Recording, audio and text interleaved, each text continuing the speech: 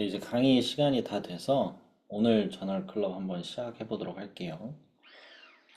그래서 뭐 카메라를 켜주실 수 있으신 분들은 켜주시고.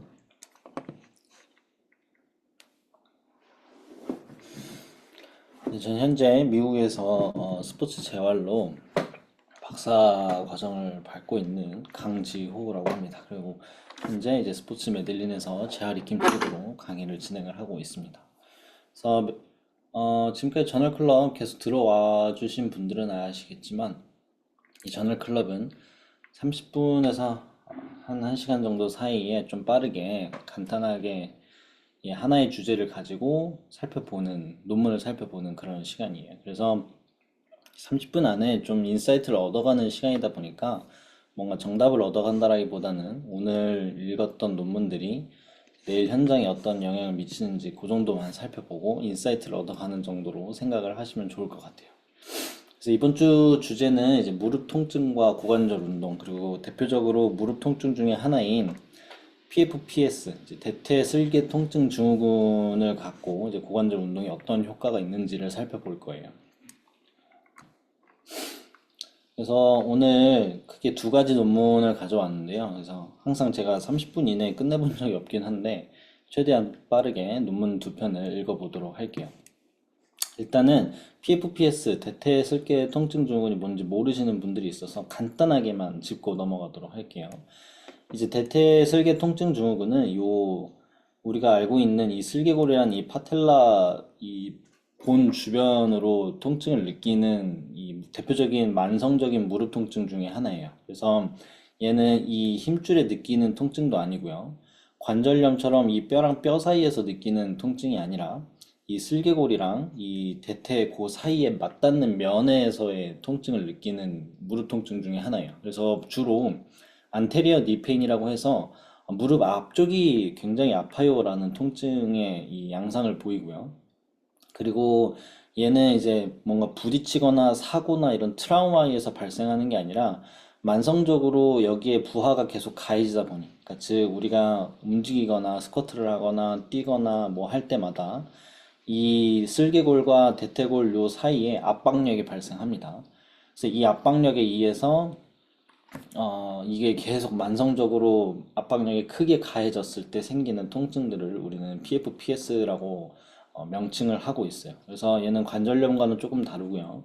그다음에 이 힘줄에서 나타나는 파텔라 텐디노패티랑도 또 다른 질병입니다. 그런데 이 구체적으로 명확하게 이게 왜 이러한 기전에 의해서 이러한 원인에 의해서 이 통증이 발생한다라는 게 아직 밝혀지지는 않았기 때문에 그래서 이 PFPS가 굉장히 무릎 통증 중에서 연구가 활발히 진행되고 있는 분야다. 이 정도로만 생각을 하고 들어주시면 좋을 것 같아요. 그래서 그 정도가 이제 현장에서 볼 수 있는 증상들의 양상이라고 보시면 됩니다. 그래서 이제 첫 번째 논문 같은 경우에는 조금 오래된 2011년에 나온 논문이긴 하지만 요게 이제 고관절만 운동했을 때 정말 효과가 있을까를 처음 불씨를 지폈던 논문이라서 이걸 가져온 거거든요. 그래서 그 전부터 이제 고관절 운동만 해도 무릎 통증은 굉장히 효과적이다라는 이야기들이 굉장히 많았었어요.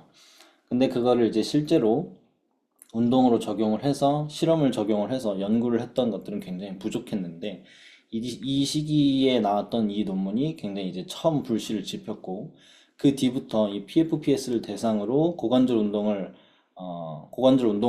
무릎 운동을 비교를 한 이 실험들이 굉장히 쌓이기 시작을 했고 그러고 나서 최근 들어서 정말 많은 그런 체계적 문항 고찰이라고 하는 리뷰 논문에서 이 힙 운동과 무릎 운동을 비교를 한 논문들이 나오기 시작을 했어요. 그래서 이 전체적인 흐름을 알기 위해서 조금 그래도 이 10년이 넘은 논문이긴 하지만 이 논문을 가져왔습니다. 그래서 이 논문은 이제 기능적인 운동, 우리가 흔히 얘기하는 PFPS 아니면 무릎 통증의 운동들 중에서 기능적인 운동들, 예를 들면 뭐 한발 스쿼트라든지 아니면 점프라든지 이런 운동들을 들어가기 전에 무릎 통증이 있는 사람들한테 이제 힙을 타겟을 하는 운동들이 페인을 줄여주는가 안 줄여주는가 혹은 조금 더 효과가 있는가 없는가를 살펴본 논문입니다. 그래서 대상은 PFPS 여성 33명을 모았고요. 그 다음에 이제 무작위 배정, 랜더마이즈드 컨트롤 트라이얼을 해서 굉장히 중요한 부분이죠. 이게 논문에서 상위 논문인가 아닌가를 판정을 하는 중요한 논문이 기준 중에 하나입니다. 그래서 무작위로 힙 운동, 무릎 운동, 힙 운동, 무릎 운동을 무작위로 그룹을 나눈 거예요. 총 8주를 진행을 했는데요.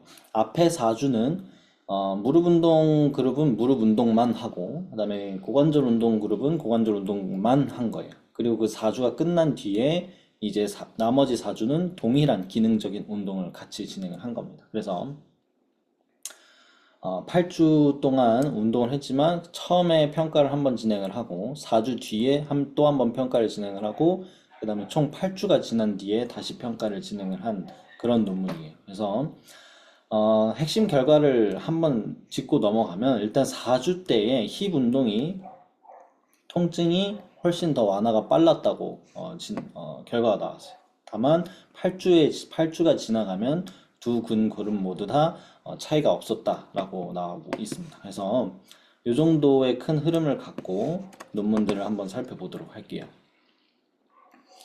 그래서 논문의 초반에는 항상 이 연구가 왜 중요한지를 설명을 하는 부분들이 나온다고 했어요. 그래서 이 질병이 왜 이렇게 심각한지, 그래서 이 질병들을 어떤 뭐 치료를 하기 위해서 혹은 기전을 알기 위해서 그러한 내용들을 이제 인트로덕션에 소개를 한다고 되어 있습니다. 그래서 일반적으로 PFPS 같은 경우에는 여성이 남성보다 2배 더 많이 나타나는 걸로 알려져 있어요.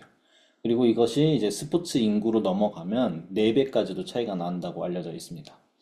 근데 이제 제가 강의 초반에 말씀드렸듯이 이거는 뭔가 하나의 치료 방법 또는 하나의 원인, 하나의 뭔가 문제점이라기보다는 멀티팩셔널이라고 하는 다양한 요인들이 작용을 하고 그래서 우리가 다양한 요인들을 치료할 때 고려를 해야 된다라고 말을 하고 있습니다. 그리고 대표적으로 이것도 부하가 오랫동안 가해졌기 때문에 보존적 치료가 굉장히 효과적이다라고 알려져 있습니다.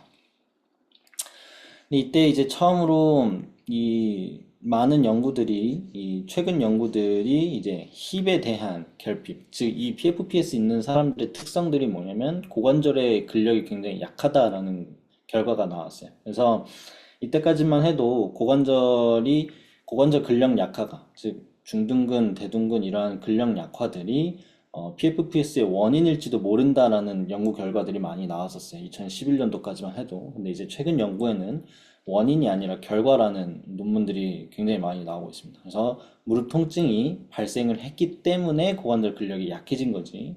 고관절 근력이 약해져서 무릎 통증이 생긴 것은 아니다라는 연구 결과들이 굉장히 많이 나오고 있습니다. 그래서 그것을 명확하게 생각을 하시면 좋을 것 같아요. 그래서 제가 이 인스타에서도 이러한 게시글을 하나 올린 적이 있어요. 무릎 통증은 대부분, 고관절 근력 약화는 대부분 무릎 통증의 결과로 나타나지 원인으로 나타나지는 않는다.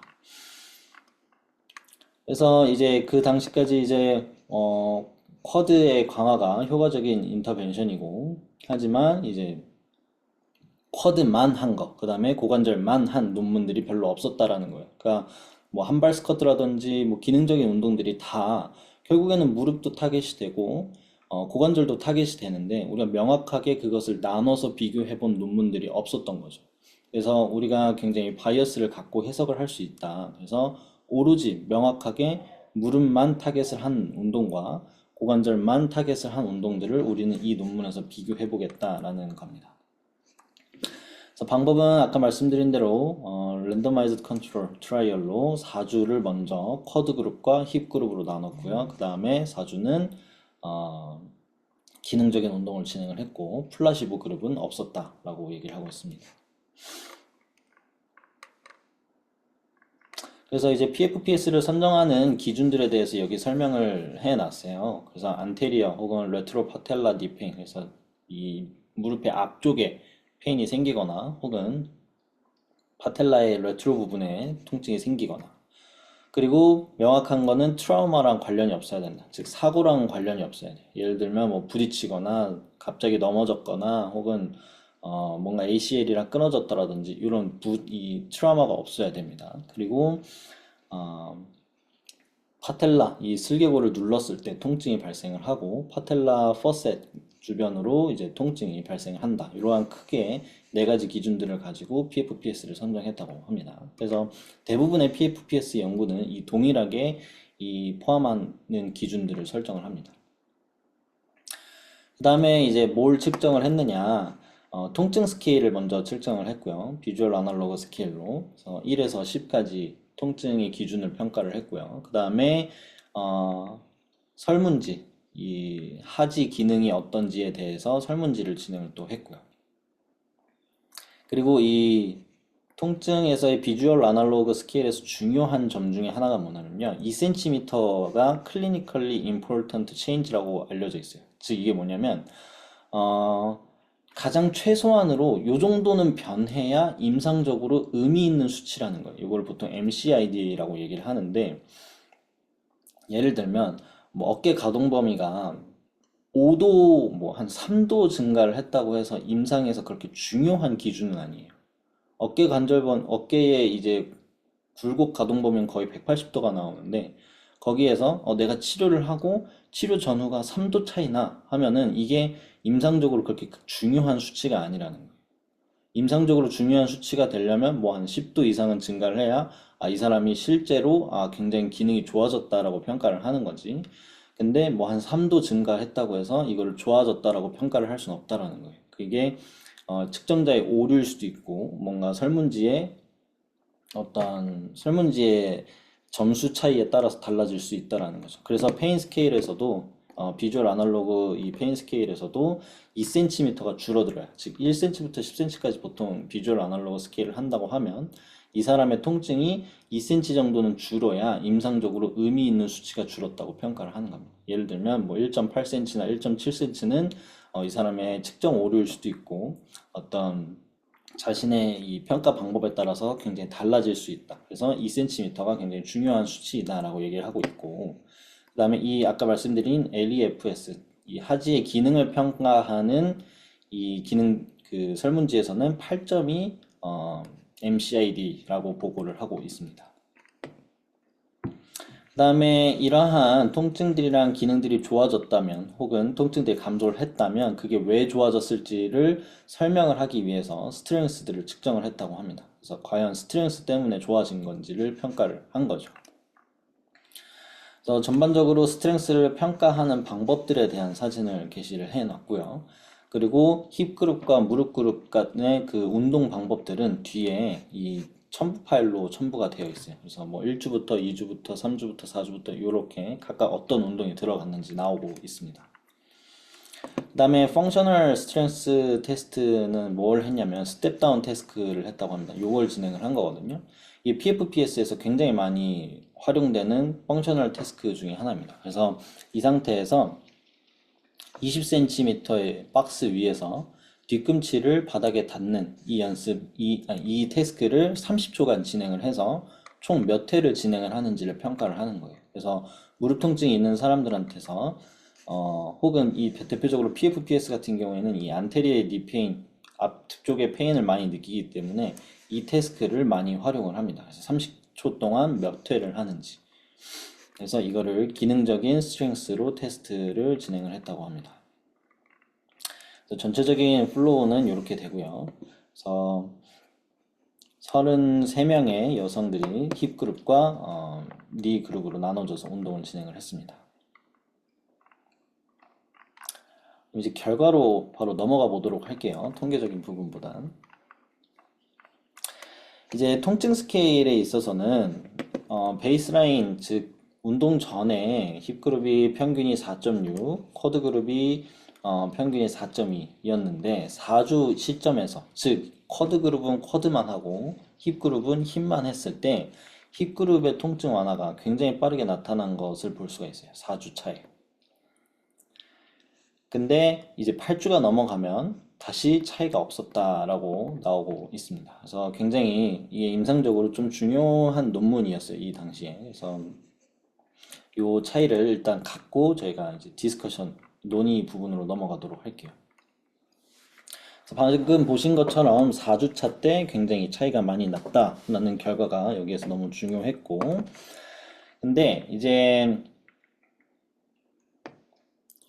그렇다면 왜 쿼드 그룹은 4주차에서 통증 감소가 없었는지, 그리고 힙이 운동이 왜 4주차에서 통증이 좋아졌는지를 설명을 해야 되는 것들이 이제 디스커션 파트입니다.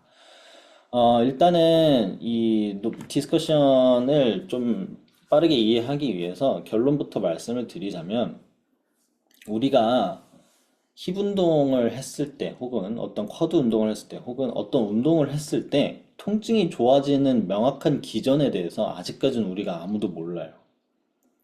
그게 어, 몇 가지 기전으로 설명을 하긴 하는데 그 중에 하나겠지라고 아직까지는 설명을 하고 있거든요. 운동이 통증을 좋아지게 만드는 원인들 중에 하나는. 그러면 여기서는 힙 운동을 한 사람들이 통증이 완화가 됐으면 보통 이제 기전을 생각을 하면 힙의 근력이 좋아졌겠지. 그래서 힙의 근력이 좋아졌기 때문에 통증이 완화가 됐을 거야 라고 하지만 힙의 근력 강화와 통증이 좋아진 정도는 관계가 없어요. 이게 무슨 말이냐? 힙 운동을 해도 근력이 안 좋아져도 통증은 좋아질 수 있어요.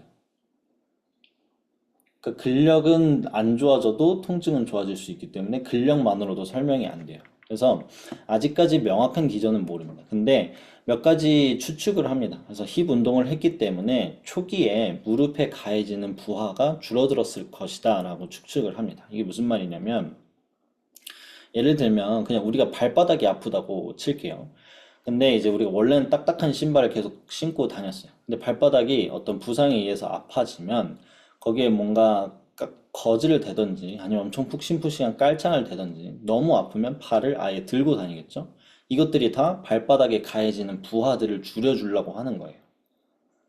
근데 우리가 깔창을 안 신었다고 해서 꺼즈를 안 댔다고 해서 혹은 발을 닿지 않아서 우리가 발바닥에 통증이 생긴 건 아니잖아요. 마찬가지로 힙 운동을 한다라는 것은 무릎 통증이 생겼을 때 무릎에 가해지는 부하들을 잠시 줄여줄 수 있는 거예요. 예를 들면 이 백이라는 부하를 발목과 무릎과 고관절이 나눠서 갖고 있었는데 고관절에 운동을 시켜주면서 무릎에 가해지는 부하를 일시적으로 잠시 줄여준 거죠. 그래서 무릎 통증의 완화를 가져올 수 있었다. 근데 결과적으로 중요한 건 뭐냐? 결국엔 무릎의 조직들이 회복하는 시간들이 필요하다라는 거예요. 그래서 8주가 넘어가면서 동일하게 이 통증 스케일이 모아지는 이유는 결국에는 이 무릎의 조직들이 회복할 시간들이 필요하다. 그냥 힙 운동이 되게 마법처럼 무릎을 낫게 하고 그런 느낌이 아니라 일시적으로 거즈를 붙여주듯이 그리고 일시적으로 이 푹신푹신한 깔창을 깔아주듯이 힙 운동을 한 게 부하를 굉장히 감소시킬 수 있었고 그것들이 무릎 통증의 완화를 시켜줄 수는 있었지만 결국에 우리한테 시간이 필요하다. 무릎 통증의 조직들이 회복할 시간이 필요하다라는 것을 알고 가시면 좋을 것 같아요. 그래서 우리가 무릎을 타겟을 한 운동들이 왜 4주에 효과가 없었는가를 설명을 하고 있어요. 그래서 4주차 때까지는 무릎을 타겟을 하는 것들이 오히려 무릎의 이 통증을 더 강화를 시켰을 수도 있고 혹은 부하를 덜어준 부분들이 없었기 때문에 그래서 시간이 더 필요하다. 그래서 통증을 더 악화시켰을 수 있다라는 이야기를 하고 있습니다. 그리고 우리가 통증이 아까 제가 MCID가 왜 중요하다고 말씀을 계속 드렸었는데 이게 수치들을 보시면 2cm 미만으로 줄었어요. 그러니까 힙 그룹도 사실 통증이 줄었지만 이게 MCID만큼 줄진 않았어요. 그러니까 임상적으로 사실 의미 있는 만큼 줄진 않았다라는 거예요.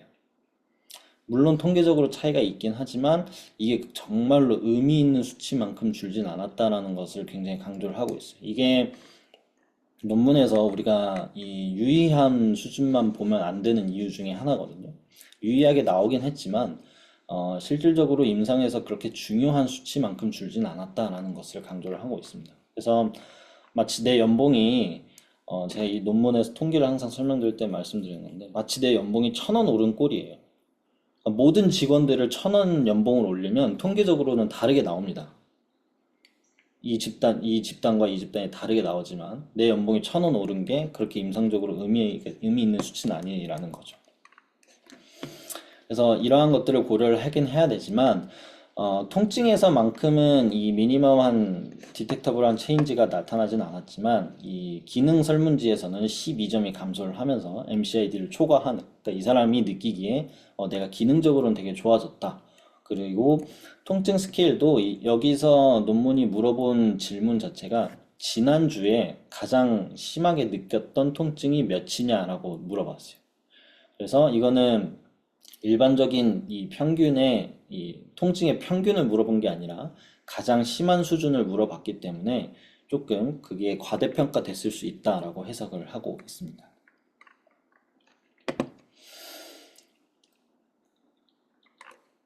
그래서 일단은 첫 번째 논문은 제가 말씀드린 거 말고 나머지 더 읽어보시면 좋을 것 같은데, 어찌됐든 첫 번째 논문은 우리가 힙 스트렝스를 강화를 한다라는 것이 초기 통증 완화에는 도움이 되지만, 우리가 정말 알고 있는 것처럼, 아니 알고 있다기보다는 우리가 정말 뭐 인스타라든지 아니면 SNS, 다양한 SNS에서 보시듯이 그것이 마법처럼 무릎 통증을 완화시켜주는 운동이 아니라는 것을 꼭 명심하게끔 우리가 그것들을 생각할 수 있게끔 만들어준 논문, 대표적인 논문 중에 하나예요. 그래서 다양하게 SNS나 유튜브나 이런 데 보시면 정말 이 운동을 하면 무릎 통증이 마법처럼 나아지고 몇 시간 안에 다 나아지고 이러한 것들을 많이 볼 수가 있어요. 근데 그런 것들은 이 논문을 통해서 보면 충분히 발생할 수 있어요. 왜냐? 통증이 완화됐기 때문에. 우리가 뭐 고관절 운동을 하거나 혹은 뭐 매뉴얼 테라피를 하거나 어떤 것을 했을 때 어, 일시적으로 통증이 완화가 되면서 굉장히 그 당시에는 되게 부드러워진 느낌, 통증이 완화된 느낌 이런 것들을 느낄 수 있지만, 결국에 우리가 계속 고려를 해야 되는 게 뭐냐? 이 사람은 무릎이 아파서 온 사람이에요. 그래서 무릎 조직이 어떻게 손상이 됐고 그 무릎 조직이 지금 통증을 왜 유발을 했고 이러한 것들, 그 병리학적인 지식들을 계속 갖고 그거를 가지고 타임라인을 설계를 하고 왜 아픈지 그럼 얼마나 걸릴지를 계속 생각을 하면서 우리가 운동을 제시를 해야 된다라는 점입니다. 그래서 이 고관절 운동들이 굉장히 중요하긴 하지만 마법의 운동은 아니고 통증을 완화시켜 줄 수 있는 정도라고 생각을 하시면 좋을 것 같습니다. 그래서 여기 이 리서치 리포트 뒷부분에 이 부록에 힙 그룹 엑서사이즈랑 쿼드 그룹 엑서사이즈가 나와 있고요. 그 다음에 5주차부터는 두 그룹 모두 펑셔널 태스크를 진행을 했다라고 나와 있습니다. 그리고 또 하나 여기서 이제 한계점으로 제시를 한 것은 뭐냐면요. 쿼드 그룹의 운동량이 너무 약하지 않았나라고 제시를 하고 있습니다. 그래서 쿼드 세트라고 하고 있는 이 혹은 숏 아크 커드 같은 이런 것들은 ACL 수술한 다음, 즉 수술 직후에 들어가는 대표적인 운동들 중에 하나거든요. 그래서 이런 운동들이 너무 쉽지 않았을까라는 한계점을 제시하고 있습니다. 혹시 첫 번째 논문에 관련해서 질문 있으실까요?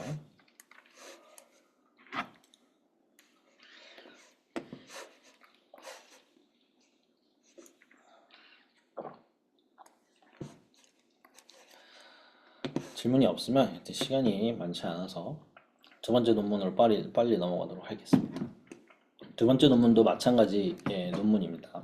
근데 얘는 knee exercise랑 hip exercise랑 free physical activity라는 자유 운동을 준 거예요. 그래서 지금 현재까지 가장 최신의 근거를 봤을 때 가장 이 부상을 잘 설명하는 모델 중에 하나가 부하랑 이 사람의 능력인 거거든요. 그러니까 예전에는 뭐 평발이라든지 혹은 무릎의 정렬이라든지 고관절의 정렬이라든지 뭐 이런 것들이 부상을 유발할 수 있다라는 것들이 과거의 이 근거였다면, 이제 그러한 정렬들은 사실 부상과 큰 관련이 없다라는 연구들이 계속 나오고 있고 종합적으로, 그러면 부상들이 왜 생길까에 대표적으로 가장 지지받고 있는 최신의 근거들은 부하의 양과 이 사람의 조직의 능력이에요. 그래서 이 사람이 감당할 수 있는 부하를 받으면 부상이 안 오는 거고, 근데 이 사람이 감당할 수 없는 부하들을 계속해서 지속적으로 받다 보면 부하가 쌓이면서 이 사람한테 부상이 발생한다라는 거거든요. 근데 이제 그러한 이 이론을 바탕으로, 그러면 이 부하에 대해서 이 사람한테 설명을 해주면 그냥 아무 운동이나 해도 좋아지는 거 아닌가?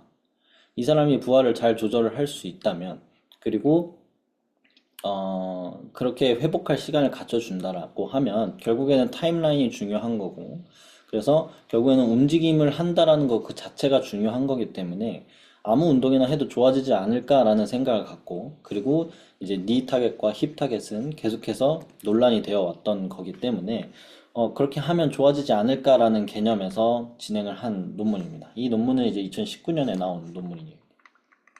마찬가지로 얘도 랜더마이즈 컨트롤로 레벨 1의 에비던스, 그래서 좀 상위 논문으로 평가가 되는 논문입니다. 결과를 미리 말씀을 드릴게요. 세 그룹 간의 차이가 없었어요. 3개월 뒤에. 그리고 제가 알기로는 이 프로토콜이 아마 1년까지도 추적한 걸로 알고 있는데 1년 뒤에도 차이가 없었습니다.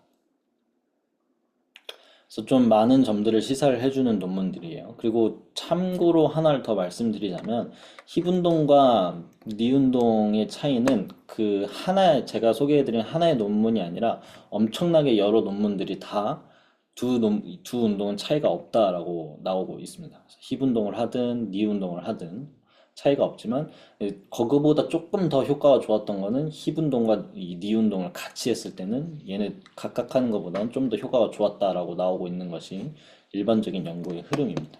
근데 결과적으로 이 세 개의 차이가 없었습니다. 그래서 얘 같은 경우에는 일단 인트로는 아까 첫 번째 봤던 논문들이랑 비슷하게 작성이 되어 있어요. PFPS가 심각하고 힙 운동과 니 운동은 논란이 있고, 그다음에 최근 연구들은 이런 부하의 조절이 굉장히 중요해서 이제 프리 액티비티를 넣었다. 그래서 랜더마이즈드 컨트롤도 했고 블라인딩도 했고, 그래서 이제 인터벤션, 즉 운동이랑 뭐 환자 교육을 어떻게 했는지에 대한 설명이에요. 근데 이 환자 교육이 굉장히 요즘에 중요하다라고 알려져 있습니다. 그래서 저널클럽이랑 제 강의를 들으셨던 분들은 아시겠지만 제가 지속적으로 얘기하는 것이 부하의 관리랑 BPS 모델, 생물 사회 심리학 모델을 제가 계속해서 강조를 하고 있어요. 단순히 정렬이나 해부학만 볼 게 아니라 이 사람의 사회적인 활동이랑 심리까지도 우리가 건드려 줘야 된다. 근데 거기에서 페이션트 에듀케이션이 굉장히 중요한 개념인데 모든 논문 아니지만 대부분의 논문들이 페이션트 에듀케이션 파트, 우린 페이션트 에듀케이션 했어 라고 하지만 좀 자세히 설명해 놓은 논문들이 별로 없었어요. 근데 이 논문이 굉장히 페이션트 에듀케이션을 자세히 설명해 놨습니다. 그래서 결국에 페이션트 에듀케이션의 목표는 뭐냐면 움직임 공포. 내가 이 통증 때문에 움직이지 않는 거를 막고요. 그걸로 인해서 이 사람이 나는 아무것도 못할 거야 라고 하는 그런 재앙화라고 하거든요. 그래서 여기 영어로 용어는 뭐 catastrophizing이라고 얘기를 하고 한국말로는 재앙화라고 보통 얘기를 합니다. 그래서 그런 통증 때문에 움직이지 않고 내 삶이 망가질 거라고 하는 그러한 것들을 줄이기 위한 것들이 페이션트 에듀케이션의 목표고, 그래서 페이션트 에듀케이션에서 어떠한 얘기들이 들어갔냐면 일단은 이제 병력 청취와 신체 검진을 다 하고 통증 양상에 대한 설명을 진행을 한 거예요. PFPS라는 것은 어떠한 것이다. 그리고 무릎이 철저히 검사되었다. 구조적인 손상이 발견되지 않았다. 즉 엑스레이랑 MRI랑 이런 걸 했을 때 모든 구조는 사실 멀쩡하다. 지금 통증이 생기는 이유는 부하에 따른 통증으로 설명이 되었고 손상이라는 표현을 쓰지 않았다라고 되어 있습니다. 모두 다 이제 움직임 공포를 막기 위해서 이거는 손상이 아니고요. 다친 것도 아니고요. 부하의 조절에 따라서 통증이 발생을 하는 거다라고 환자들한테 설명을 한 거죠. 그래서 무릎의 움직임을 조절하는 데 있어서 근력과 협응력의 중요성을 설명을 했고요. 그리고 최신 연구들의 결과까지도 설명을 해준 거죠. 운동이 PFPS에 도움이 되나 어떤 종류의 운동이 가장 효과적인지 모른다 우리는. 그래서 체계적인 운동이 자유로운 활동보다 나은지는 아직 명확하지 않음을 강조하였다. 그리고 환자들에게는 이 신체 활동을 늘릴 것을 권고를 했고요. 점진적으로. 그리고 전통적으로 뭐 특정 활동을 피해라 혹은 이 정렬을 유지해라. 뭐 우리가 흔히 알고 있는 움직일 땐 이렇게 움직여야 돼요. 이런 것을 안 해서 통증이 발생하는 거예요. 이러한 큐잉을 절대 주지 않았다라고 얘기를 하고 있습니다. 연구진은 이러한 조언이 오히려 운동 공포를 증가시킬 수 있다라고 보았기 때문이라고 말을 하고 있습니다. 그래서 페이션트 에듀케이션의 파트가 굉장히 자세하고 잘 나와 있어요. 그래서 우리가 현장에서 이러한 것들을 생각을 했을 때 꼭 PFPS만이 아니더라도 다른 어떤 부상이나 질병에서도 이러한 것들을 바탕으로 우리가 얘기를 할 수 있다라고 생각을 하시면 좋을 것 같습니다. 그래서 힙 엑서사이즈랑 니 엑서사이즈 종류가 어떤 것들이 들어갔는지 나와 있고요. 이 결과표를 한번 보도록 할게요. 그래서 결과표가 여기 좀 보기가 어렵게 되어 있는데요. 여기가 평균 값이고요, 지금. 그리고 여기가 실내 구간이라는 값이에요. 근데 이것들이 어떻게 해석을 하면 되냐면요.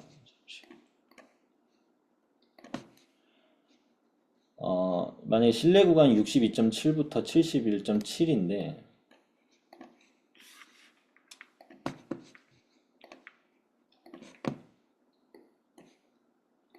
만약에 여기가 62.7이고 여기가 71.7이고 그 다음에 요 가운데가 67.2라고 얘기를 해 볼게요. 그 다음에 힙 운동은 지금 64.5부터 61.1, 61.1부터 67.9잖아요. 그러면 61.1은 조금 더 왼쪽에 있겠죠. 그리고 67.9는 얘도 조금 더 왼쪽에 있고 64.5도 조금 더 왼쪽에 있죠. 이런 식으로 되어 있을 거예요. 얘네 둘이 이렇게 겹치는 선이 있으면 얘네들은 통계적으로 유의하지 않은 거예요. 그래서 이 수치들을 보셨을 때 얘네들이 이렇게 겹치는 구간이 있구나 하면은 통계적으로 유의하지 않다. 만약에 예를 들어서 수치가 이렇게 나왔으면 여기가 평균, 그리고 얘가 겹치는 구간이 없죠? 여기가 이제 떨어져 있는 구간이잖아요. 그럼 얘네랑 이 그룹들이 차이가 나타났다라고 보시면 됩니다. 그래서 조금 어려운 이 통계적인 용어들이 있기 때문에 간단하게 설명을 드렸습니다. 근데 결과적으로 이제 뭔가 이게 표시를 해주긴 합니다. 뭐 어떤 것들이 유의했는지 여기 이제 표시를 해주긴 하는데 어쨌든 그룹 간의 차이는 없었다. 다만 어디서 차이가 났느냐? 결과적으로 스트렝스에선 차이가 납니다. 왜냐 얘네들은 스트렝스 운동이 들어갔기 때문에 스트렝스 운동은 차이가 나는데 뭔가 페인이라든지 그 움직임 공포라든지 이런 데에서는 결과적으로 3개월 뒤에 차이가 없었다. 여기서도 말을 해주고 있는 거예요. 스트렝스가 증가됐다고 해서 통증이 완화되는 것은 아니고 스트렝스 증가 없이도 통증은 충분히 완화될 수 있다라는 겁니다.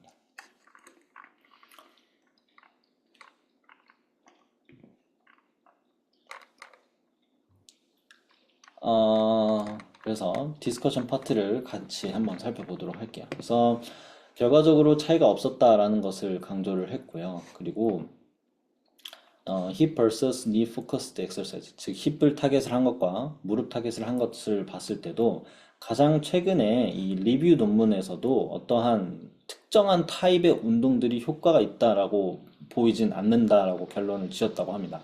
여기 이제 코크란 리뷰라는 것도 엄청 상위 저널의 리뷰 논문이거든요. 그래서 여기서도 뭔가 특별한 운동이 있지 않다라고 얘기를 하고 있습니다. 그리고 페이션트 에듀케이션 파트에서도 사실 선행 논문에서는 조금 갈리긴 했어요. 페이션트 에듀케이션이 정말 효과가 있나? 이것들은 다른 거랑 합쳐졌을 때랑 효과가 있다. 그 정도로만 생각을 하시면 좋을 것 같아요. 그래서 페이션트 에듀케이션을 하실 때도 반드시 이제 운동이 같이 병행되어야 된다라고는 말씀을 해주시는 것이 좋습니다. 다만 이제 이상적으로 우리가 권고가 되는 에듀케이션 자료들은 아직은 개발되지 않았다라고 얘기를 하고 있고요. 그리고 이러한 에듀케이션 자료를 쓸 때는 반드시 인지 행동 그런 이 움직임을 바꿔줄 수 있는 이 인지적인 개념들을 줘야 된다. 그래서 아까 말씀드렸듯이 뭔가 정렬 상태를 맞춰서 움직여야 돼요라기보다는 우리가 부하를 조절하는 방법을 통해서 움직임을 바꿔 나가고 부하의 양을 조절해 나갈 수 있는 이러한 것들을 하는 것들이 굉장히 효과적일 수 있다라고 알려져 있습니다. 그래서 이 결과를 해석하는 방법들, 이 결과의 해석을 이 저자가 써 놓긴 했어요. 이게 되게 드문 경우긴 한데 결과적으로 페이션트 에듀케이션과 이 자유 운동을 준 게 그냥 특정 타겟을 하는 것만큼 효과가 좋았다. 그러니까 셋 다 효과가 없었다라는 게 아니에요. 세 개 다 효과가 있었다라는 거예요. 다만 운동들 간에 그렇게 큰 차이가 없었다라는 겁니다. 그래서 첫 번째는 그러한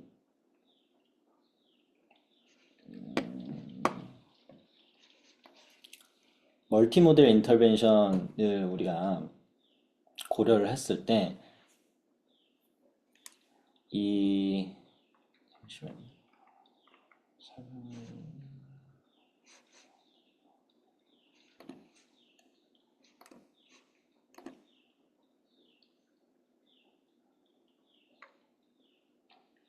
그래서 우리가 이 종합적으로 이러한 결과를 다시 한번 살펴보면 일단은 페이션트 에듀케이션과 우리가 부하를 조절하는 방법들이 굉장히 현재 이 재활에 있어서 굉장히 중요한 부분이다. 그리고 이 우리가 고립된 운동들이 굉장히 계속 효과가 있지 않을까라고 연구를 진행을 해오긴 했지만 이러한 것들은 하위 그룹에서 굉장히 효과가 좋았다라고 알려져 있습니다. 그래서 PFPS나 이런 논문들을 보시면 굉장히 바운더리가 넓어요. 그러니까 평균값이 이렇게 있다고 하면 이 페인에 대한 평균값보다 이 바운더리가 굉장히 넓은 거죠. 그러니까 통증이 굉장히 안 좋은 사람도 있고 통증이 그렇게 많이 있지 않은 사람들도 있고 이렇게 바운더리가 굉장히 넓습니다. 그래서 이 하위 그룹을 보면 PFPS 중에서도 무릎 통증, 무릎의 근력이 약화가 된 사람이 있고 고관절 근력이 약화가 된 사람이 있고 둘 다 강한 사람도 있고 둘 다 약한 사람이 있고 이렇게 서브 그룹들이 나오기 시작을 합니다. 그래서 이 서브 그룹을 보고 개개인에게 타겟된 운동들을 했을 때 효과가 좋다라고 이 설명을 하고 있습니다. 그래서 결과적으로 우리가 계속 생각해야 될 거는 BPS 모델이랑 부하 조절이다. 그래서 그 개개인이 갖고 있는 움직임 특성이라든지 그 개개인이 갖고 있는 사회적인 활동이라든지 이런 것들을 고려를 해서 우리가 부하를 조절을 해줘야 된다라고 이야기를 하고 있는 겁니다. 그래서 예를 들면 PFPS를 갖고 있더라도 집에서 큰 이런 재테크 집에서 혼자 근무를 하는 그러니까 밖에서 나가지도 않고 뭐 어떤 신체적인 활동이 많지 않은 사람이 갖고 있는 PFPS랑 그리고 매일같이 러닝을 하는 약간 마라톤 러너들이 갖고 있는 PFPS랑 동일하지 않다라는 거예요.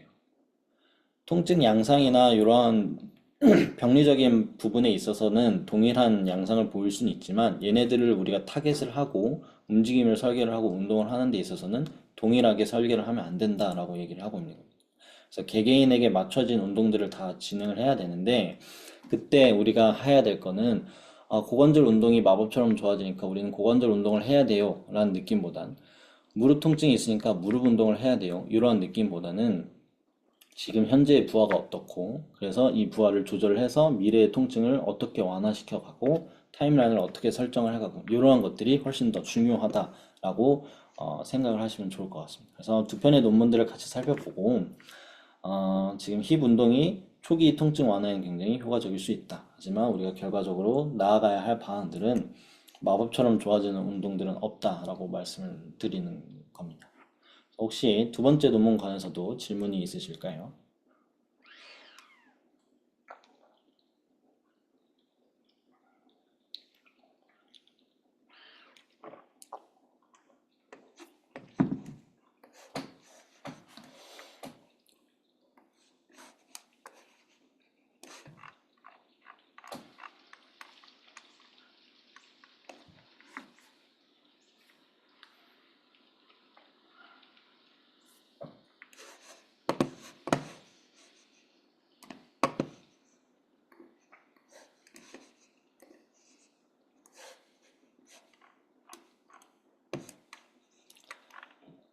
무슨 질문이 없으시면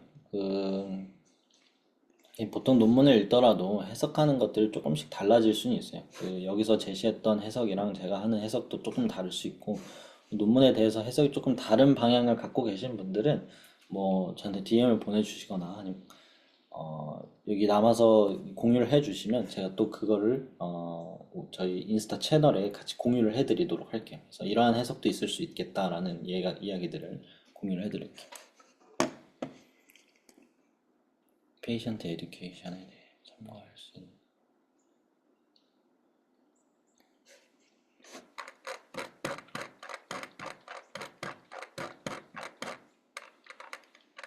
일단 페이션트 에듀케이션에 대한 논문들은 사실 그렇게 많지는 않아요. 그래서 지금까지는 그냥 중요하다라고만 나와 있어서 좀 요거는 제가 한번 찾아보긴 해야 될 텐데 보통 이제 페이션트 에듀케이션에 대한 거는 왜 요즘 이 중요하게 강조하는 파트들 중에 하나는 어떤 정렬이나 뭔가 움직임이 잘못돼서 다쳤다라고 설명하지 말라고 되어 있고요. 그 다음에 반드시 이제 이 그 병리 기전을 알 수 있다면 그것도 같이 얘기를 해주고 그리고 움직임을 유도하게끔 페이션트 에듀케이션을 하라고는 되어 있어요. 근데 이제 명확하게 좋은 논문들을 제가 한번 또 찾아보고 혹시 발견이 되면 공유해 드리도록 하겠습니다. 그다음에 isolated knee exercise 같은 경우에는 여기 쿼드 그룹 엑서사이즈를 보시면 될 것 같아요. 그래서 정말 순수하게 다른 관절들이 개입이 되지 않고 무릎을 타겟을 할 수 있는 운동을 쿼드 그룹 아이솔레이티드 니 엑서사이즈라고 합니다. 그래서 얘 같은 경우에는 어, 그 이제 앉은 상태에서 무릎을 바닥으로 누르면 이 허벅지에 힘이 계속 들어가잖아요. 그런 것들을 이제 쿼드 세트라고 하고요. 그 다음에 뭐 숄더 아크 쿼드라고 하면은 이 무릎이 이렇게 있으면 여기에 이제 뭐 폼롤러 같은 걸 대서 이 굉장히 작은 각도로 무릎을 플렉션 하는 운동들을 이제 숄더 아치 쿼드라고 합니다. 그래서 잠시만요.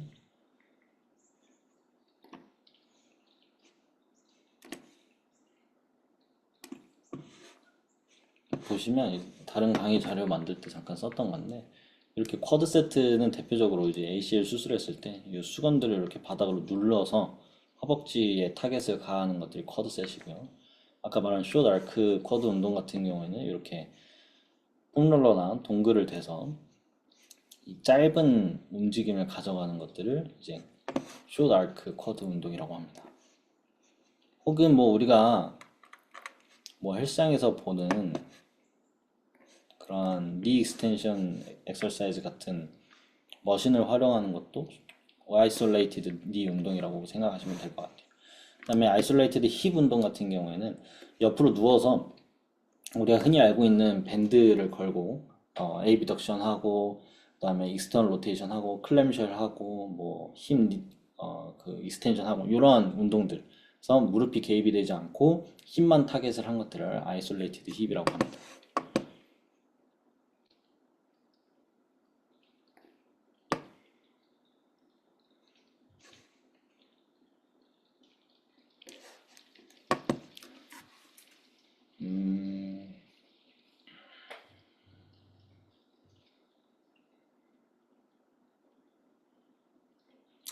페이션트 에듀케이션 파트에서 이게 이제 현장과 연구에서의 약간 간극이라고 볼 수는 있어요. 그래서 연구 결과나 이제 이 이론적인 베이스들은 어떻게 얘기를 하라라고 하냐면요. 부정적인 큐잉보단 긍정적인 큐잉으로 가라고 얘기를 합니다. 그래서 병리적인 원인을 보면 명확하게 하지 않아야 하는 움직임들이 있습니다.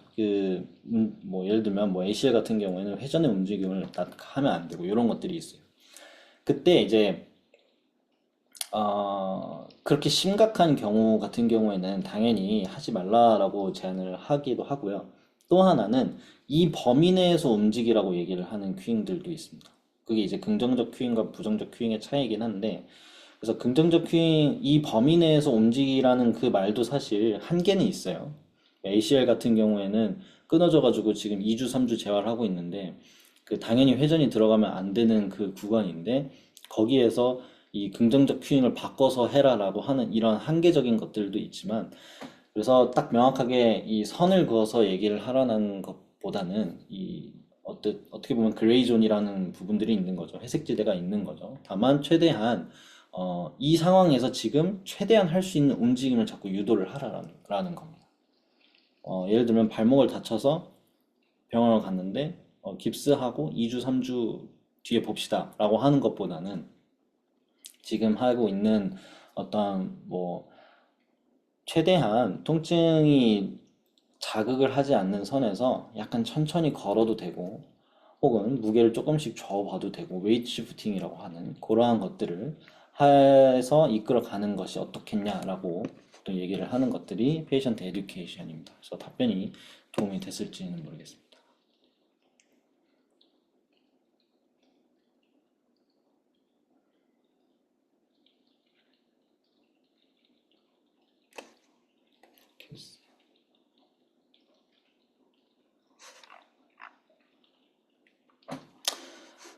그 논문들 지금 이제 큐셋과 SAC 피지컬 액티비티에 비해서 로드가 낮아 보이는데 피지컬 액티비티가 더 높은 게 당연한 것은 아닌지라는 이야기를 또 해주셨습니다. 그래서 그 논문들 이 말씀해주신 분이 그 부분이 이 논문에서 제시된 한계점은 아니지만 아까 전에 제시된 한계점이기도 하고요.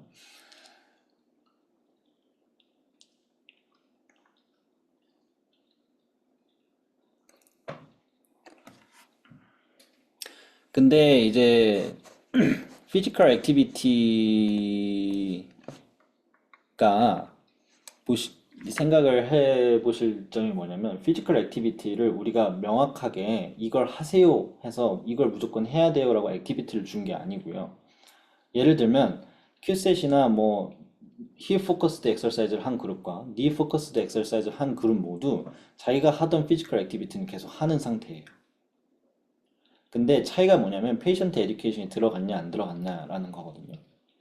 그래서 말씀해주신 부분이 굉장히 일리 있는 말이긴 하지만 또 반대로 생각해 보면 힙 포커스드 엑서사이즈랑 니 포커스드 엑서사이즈를 한 그룹 모두 사실 피지컬 액티비티를 하긴 합니다. 그래서 명확하게 우리가 피지컬 액티비티 이걸 해라 라고 준 논문은 아니기 때문에 사실 세 그룹 모두 피지컬 액티비티를 하긴 합니다. 근데 재활의 요소가 힙 타겟을 한 번 더 들어갔는지 혹은 니 타겟을 한 번 더 들어갔는지를 생각을 해보시면 될 것 같아요. 그래서 답변이 좀 항상 논문들이 명확하게 되기는 어려운 부분들이 있는 것 같습니다.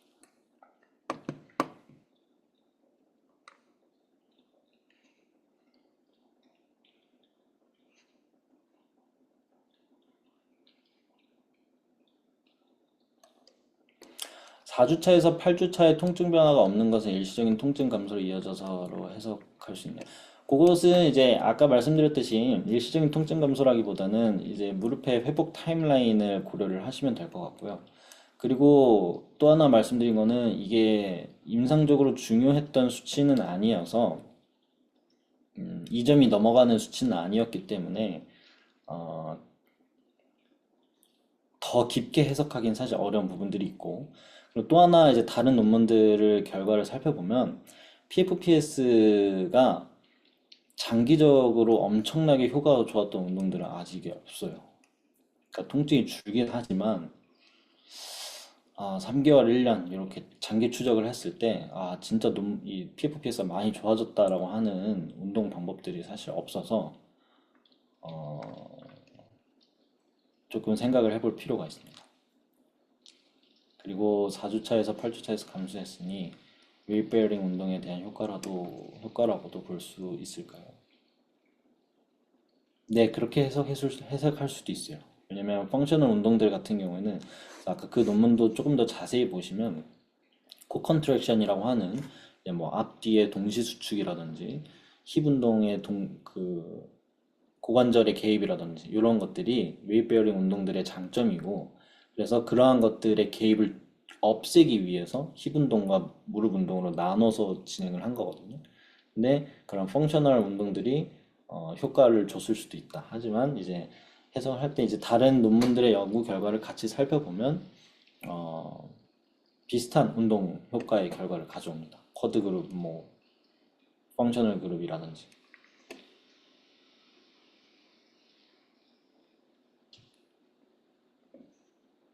아이솔레이티드 엑서사이즈는 니페인 하이 단계에서 조영아님이 주신 질문을 제가 명확하게 이해를 했는지 모르겠는데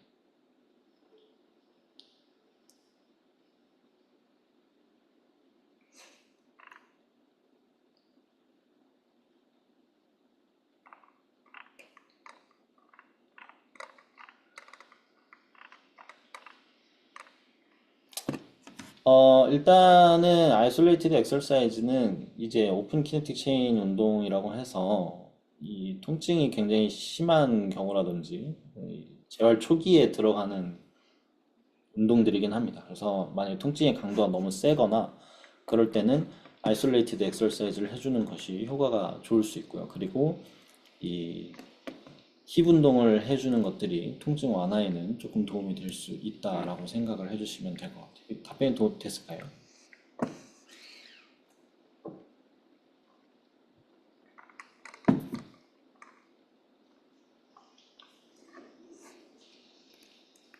또 추가적인 질문이 있을까요, 혹시?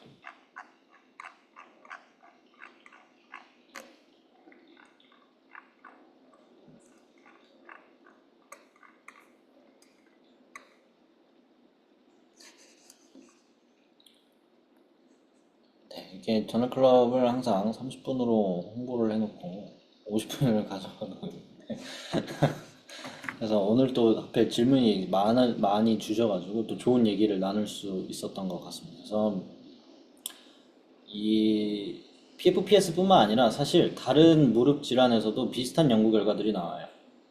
관절염이라든지 뭐 파텔라 텐던패스라든지 결국에는 그 조직의 회복이 굉장히 중요하다라는 연구 결과들이 계속 비슷비슷하게 나오고 있습니다. 조금씩 다르긴 하지만 질환에 따라서. 그래서 그러한 점들을 생각을 해보시고 SNS나 뭔가 유튜브를 보실 때 좀 비판적인 시각을 갖고 보실 수 있도록 이 논문을 같이 읽어봤습니다. 그래서 이제 강의 끝나고 이제 줌 종료되면 그 저널클럽 희망 주제에 관해서 설문지가 같이 뜰 거예요. 뭐 작성해 주시면 또 그거에 관해서 좋은 저널들이나 좋은 페이퍼들을 가져와 보도록 하겠습니다. 그래서 일요일 저녁인데 들으시느라 고생 많으셨습니다.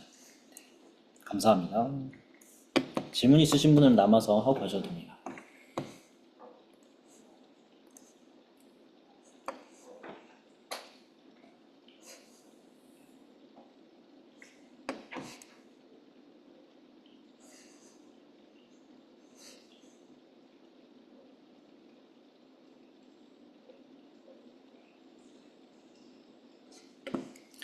네, 맞아요. 그 성주민 님이 좋은 말씀 해주셨는데, 이게 이제 이 저널 설계를 할 때 항상 타임라인 이펙트를 같이 생각을 해야 합니다. 그래서 시간이 지나면서 좋아졌을 가능성이 굉장히 많아요.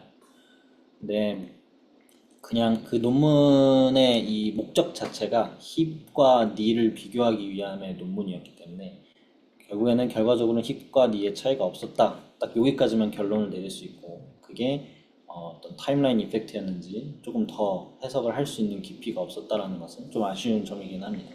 아마 논문을 하면서 아니 연구를 하면서 영국이나 타임라인을 다 생각을 하다 보면 그렇게 될 수도 있습니다.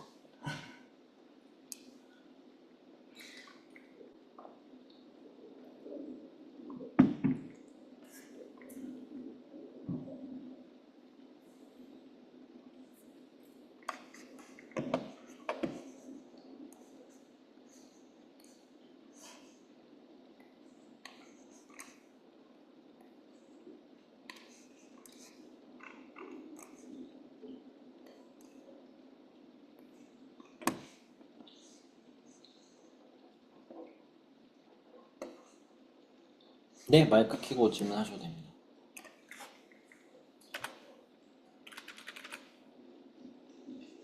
어, 네, 오늘 강의 너무 잘 들었습니다. 그 논문 결과랑은 조금 먼 질문일 수도 있는데, 네네. 또 오늘 해주셨던 말씀이 조금 핵심이 제 생각에는 그 회복에서 그 부하 조절과 그 조직이 회복될 수 있는 그 시간을 벌어주는 게 좀 중요하다라고 네. 좀 저는 이해를 했었는데, 그 초반에 그 힙 운동과 이제 무릎 운동을 좀 비교하는 그 구간에서 네네. 이제 어쨌든 말씀해 주신 게 근력의 증가가 통증 감소와 이제 명확한 상관관계가 없다라고 이야기를 해주셨지 않습니까? 네네. 어, 근데 그러면은 이제 여기서 부하를 조절할 수 있는 게 저는 크게 두 가지가 있다고 생각을 하는데, 첫 번째가 그 움직임 패턴을 변화시켜서, 네. 예를 들면은 뭐 스쿼트를 조금, 음, 무릎 관절을 주도적으로 많이 하는 사람들과 이제 네. 고관절을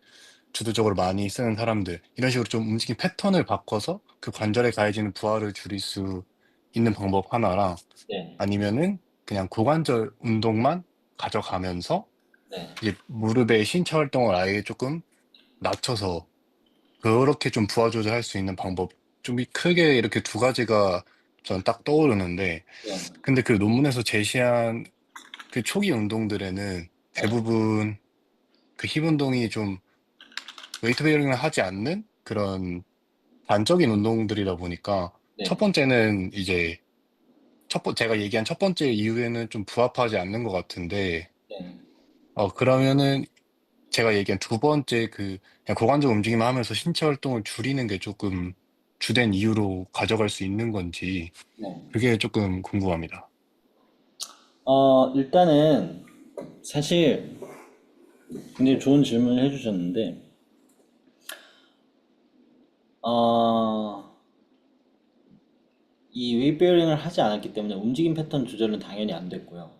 근데 우리가 이제 흔히 얘기하고 있는 뭔가 고관절을 활성화시켰으면 어떤 우리가 운동을 했을 때 그 부하가 고관절에서 조금 더 잘 흡수를 할 거다라는 그런 선행 논문들에 의해서 그런 해석을 한 것 같고요.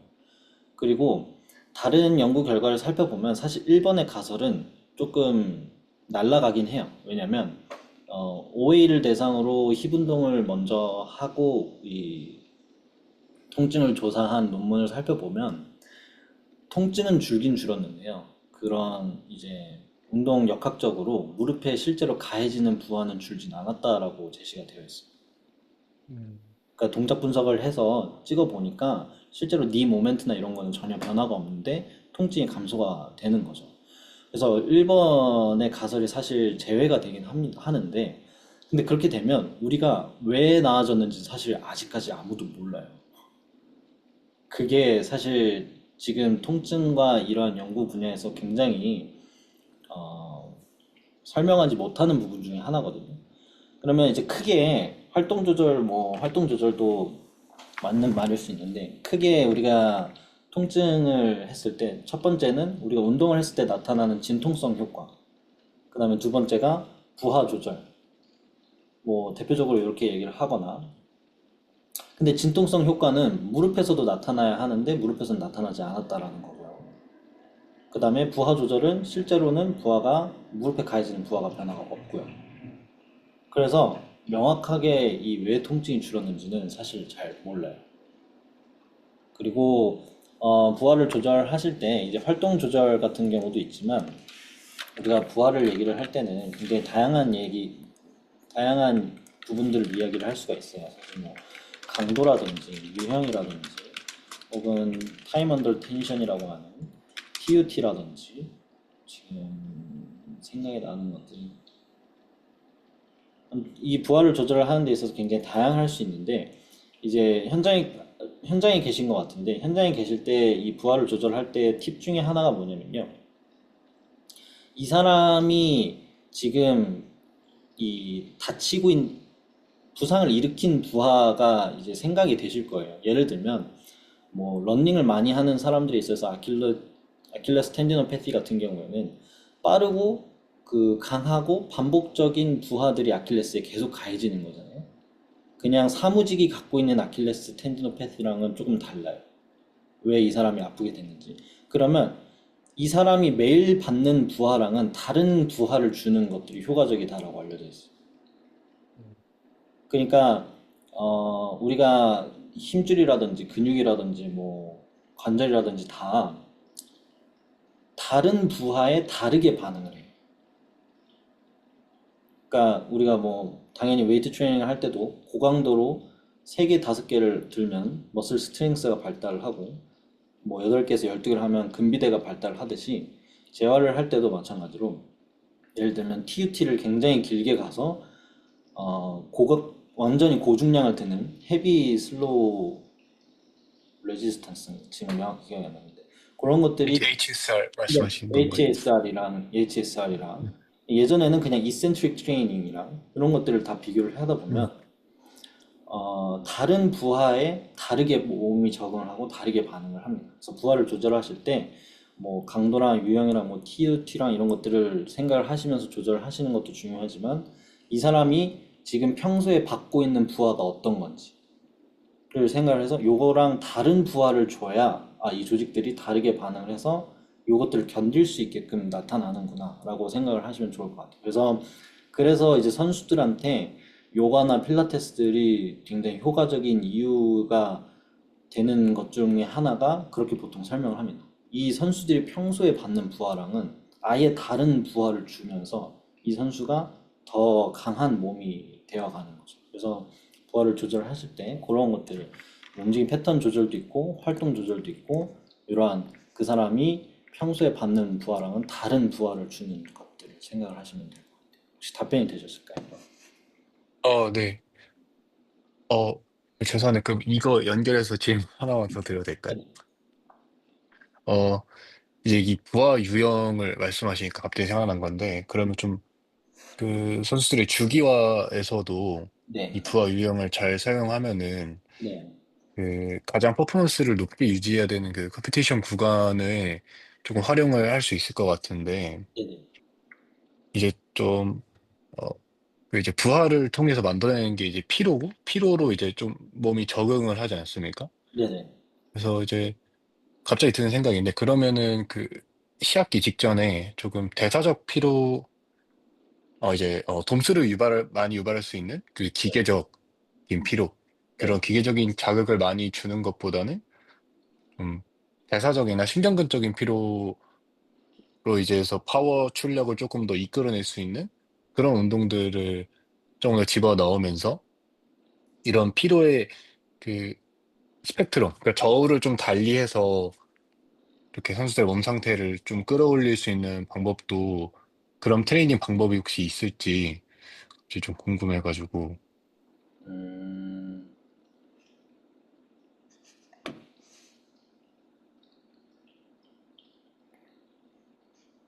제 질문을 명확히 이해했다면 혹시 기계적인 부하랑 혹시 생리학적인 부하의 차이를 둬서 이 선수의 퍼포먼스의 그런 테이퍼링 기간에 선수의 퍼포먼스를 유지하거나 향상시킬 수 있는 방법들이 있는가라고 말씀을 하시는 건가요, 혹시?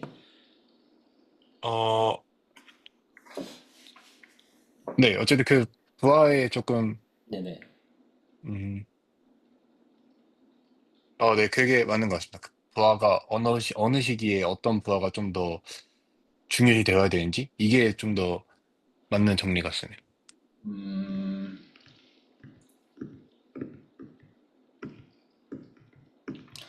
근데 그게 사실 되게 명확하게 하나의 답변으로 드리기가 어려운 점이 있는 게 이제 일단 선수들의 종목도 다를 테고요. 선수들의 시즌이 어, 연달아서 있는, 그러니까 경기의 이 빈도에 따라서 또 다를 것 같고요. 일주일에 두 번이 있냐, 아니면 세 번. 야구 같은 경우는 금토일 이렇게 몰아서 쳐서 하지만 축구 같은 경우는 일주일에 뭐 화요일, 금요일 뭐 이런 식으로 시즌이 많이 진행이 되고 그런 거에 따라서 또 다를 것 같기도 하고요.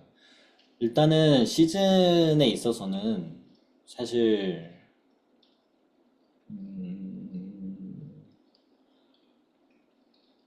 운동 볼륨을 많이 얘기를 합니다.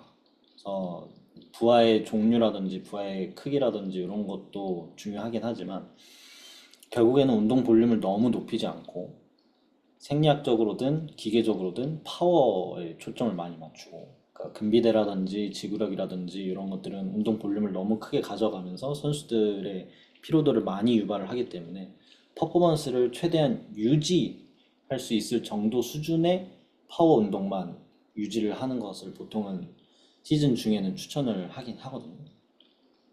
근데 이제 좀 현장에서 어려운 부분들이 있긴 하지만, 근데 이제 그런 미국에 지금 팀에 있었을 때는 생각보다 웨이트 트레이닝의 시즌 양이 엄청 적긴 했어요.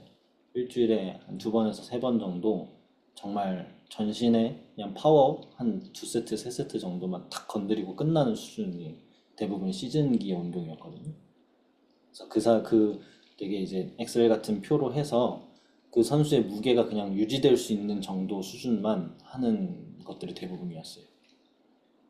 그래서 그 시기에는 뭔가 이 선수의 기량을 증가시키겠다라는 목적보다는 떨어지는 것도 감안을 하되 최대한 유지를 시켜보겠다라는 그런 기계적인 생리학적인 거를 생각을 하시면 될 것 같아요. 명확한 답변을 드리진 못한 것 같은데. 아닙니다. 너무 좋은 답변 감사드립니다. 네네.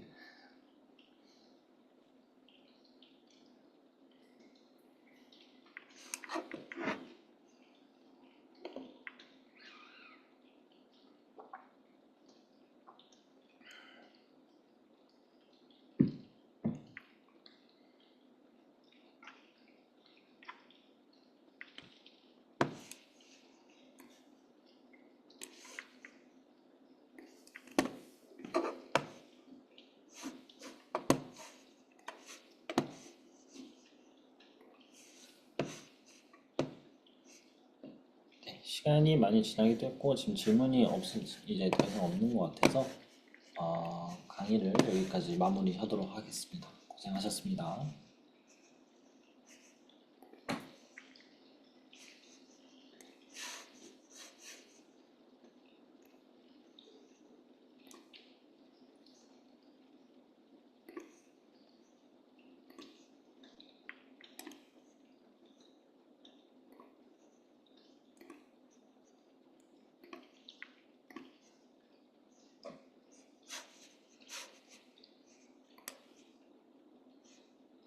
수고했어.